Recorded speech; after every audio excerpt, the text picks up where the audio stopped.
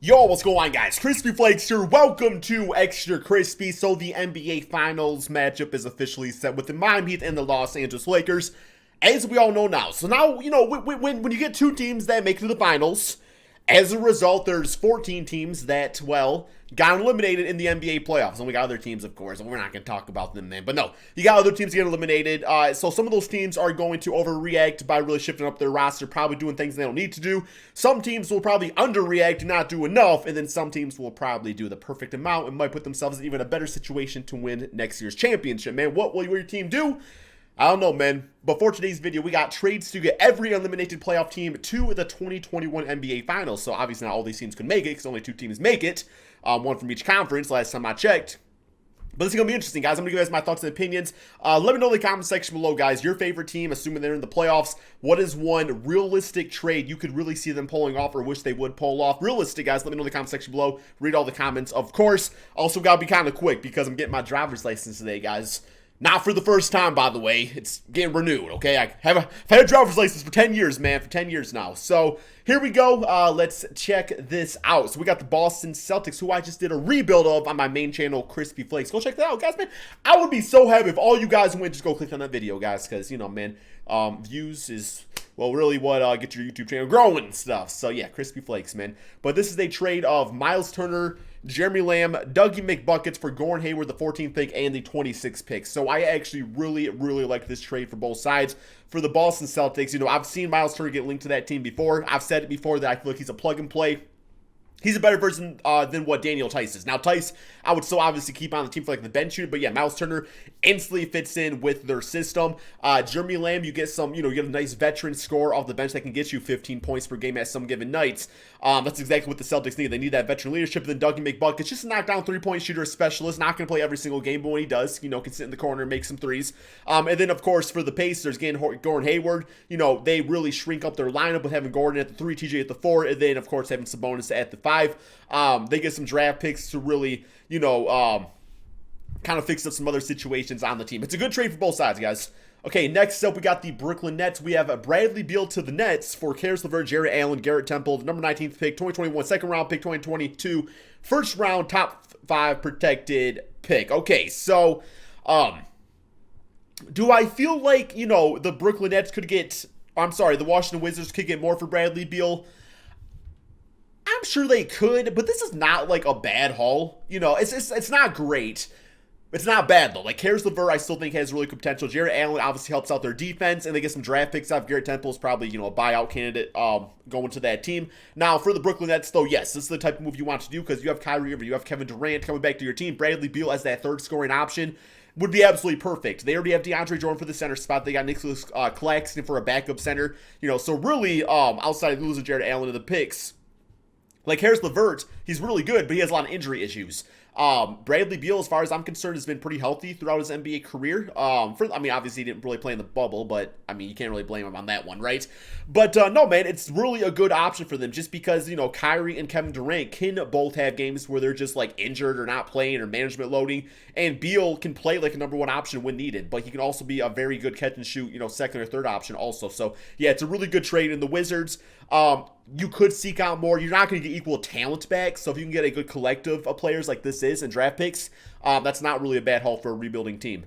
Okay, next up we got the Dallas Mavericks, and this is going to be Rudy Gobert for Tim Hardaway, Maxi Kleber, Jalen Brunson, the 18th pick, and the 31st pick. Not doing this trade. Rudy Gobert is a really good player, man, but the type of center he is, like, you can either find like a lesser version that's not going to cost you as much, because I'm pretty sure Rudy Gobert's on a max contract. But outside of that, man, like I said, you can find like a cheaper option. Like, I actually like Maxi Kleber. I think he's pretty solid. Of course, they got Dwight Powell, who works great. Like, he was playing some of his best basketball before his injuries. Tim Hardaway's obviously probably had like his better season. Jalen Brunson still has starting point guard potential, if you ask me, and giving away 2 first-round picks and locking yourself into the max contract of a center. That's essentially banking on your team being Kristaps, Rudy, and Luka. Like, that's still a really good team, but do I think it's automatic championship? No, I do not. I'd much rather see them spend that money elsewhere. So, yeah, I don't like that trade. And then for the Jazz, like, it's not a bad haul for them. Like, that's a pretty decent haul. So, yeah, it's fine. Okay, for the Denver Nuggets, we have Shai Gilgeous-Alexander for Michael Porter, Monte Morris, the number 22 pick.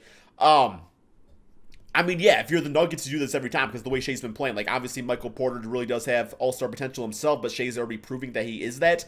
The Thunder, they don't do this trade, though. The Thunder are not going to get rid of Shea. Like, it's just not really needed. So, yeah, if it was, like, Chris Paul instead of Shea, well, even that, like, if I'm Denver, I'm probably not doing that just for 1 year of CP3. But, no. Trade doesn't really make sense. I just don't really see the OKC Thunder letting go of Shea for this type of haul right here, despite it being good, but like Shea's already a good young player, so why trade for another good young player that has more injury potential? So yeah, not doing that. Next up, we got the Houston Rockets. It's going to be Aaron Gordon and Al-Farouq Aminu, both guys that, work with the small ball thing that the Houston Rockets are trying to do.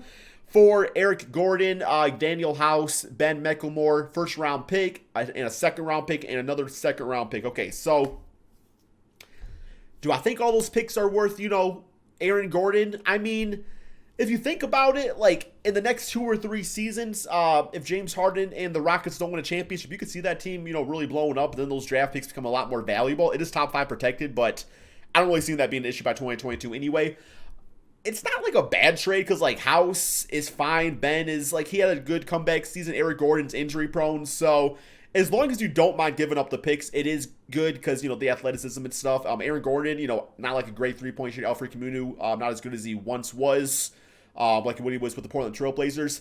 I don't know if it really moves like the championship needle. I mean, it's not a bad trade, but it's not like a big-time game changer either.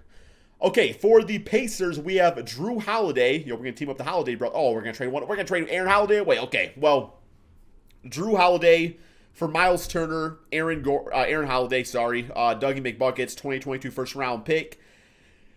No, it doesn't really make much sense to me. They already have Malcolm Brogdon at point guard. They have Victor Oladipo at the 2 spot. I don't really know how Drew Holiday fits in with that team at that point. It just doesn't really make a lot of sense, assuming, maybe they get rid of Oladipo. But if that's the case, then how much better is Drew Holiday than Oladipo? Especially when healthy Oladipo is the better player. And then, of course, you're giving up draft picks. Don't like this trade. This is a really bad trade. Now, for the Pelicans, it's perfect. I've loved Miles Turner idea to the Pelicans. Been talking about that for about a year now. Aaron Holiday is pretty, I think he'd be a pretty special player. And you get in draft picks. Yeah, that's really nice. But for the Pacers, no, don't do it. For the Clippers, we got Derrick Rose for Landry Shamet, Mfiondu Kabengele, and a 2022 second-round pick. Me, as a Pistons fan personally, I would totally do this trade. Landry Shamet, I like his game a lot. Nice young piece for the Pistons to get. Cab here was I believe a lottery pick, about 2 seasons ago. He's like a stretch big, like 6'10", I think, a type of player, like power forward / center, and a draft pick would be nice, for 1 year left on Derrick Rose's contract. For the Clippers, they obviously get like, either the starting point guard or a 6-man that can get you 18 points per game. I think it's a pretty good move for both sides, personally speaking. So as a Piston fan, I'm all for it. Clipper fans, I'm assuming you guys would be. I don't really see the hang up here, but, maybe you wouldn't want to toss on a draft pick or something. For the Milwaukee Bucks, we got Chris Paul for Eric Bledsoe, Earl Ilyasova, Dante DiVincenzo, Robin Lopez, DJ Wilson, and a 2024 first-round pick, top 5 protected, which could come back to bite them later, assuming, if Giannis does leave. As far as winning a championship, I do think this is definitely a championship move. I would be a little hesitant about giving up Dante just because I really do like his potential still, but obviously, you can find other players on the market to play a similar type of role. But yeah, Chris Paul was an had all-star season. It would literally be a make-or-break-it type of thing where it's like, okay, Giannis is back from 1 season. Chris Paul's back, 1 year left on his contract. Can they get a championship? If not, Giannis might leave. Chris Paul would probably go elsewhere. So yeah, make it or break it. I think it's worth going for because if you guys do win, Giannis is staying no matter what, right? I mean, he still might stay no matter what, but we'll see. Next up, we got the OKC Thunder. We got Victor Oladipo going back to the Thunder. Once upon a time, he was on that team playing with Russell. And the Pacers get Dennis Schroeder, Darius Bazley, Terrence Ferguson, and a number 25 pick. Once again, I don't think it makes a lot of sense for the Pacers to do this. Like, they already committed to Victor Oladipo's treatment and health, and we all know how much he means to this franchise, what type of player he is when completely healthy. I still think, he can come back and be that type of player. As far as what they're getting back, like, Schroeder's nice. He could have won 6th Man of the Year. But, I mean, once again, they got Brogdon, and I guess you go Brogdon with the 2 Dennis at the point guard spot. I guess Darius Bazley could be something in the NBA still. Terrence Ferguson is kind of a bust if you ask me at this point, and a number 25 pick sure is nice. I don't know, man. I don't like the move for the Pacers. For the Thunder, it's nice. You team up Shea with Victor Oladipo.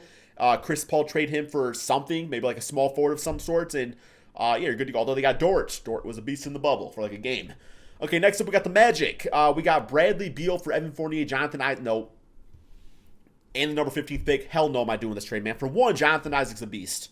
Okay, he's still young. I am not ready to give up on Jonathan Isaac yet. He's had some bad injuries, but he's still young enough, athletic enough where he could come back from. We all know how dominant this man can be. Evan Fournier could get you like 18 points per game. So, you're giving up the potential defensive player of the year candidate. He really could be that, guys. And Jonathan Isaac and the number 15 pick and a great scoring guard and Evan Fournier for Bradley Beal. That sure does help their scoring need.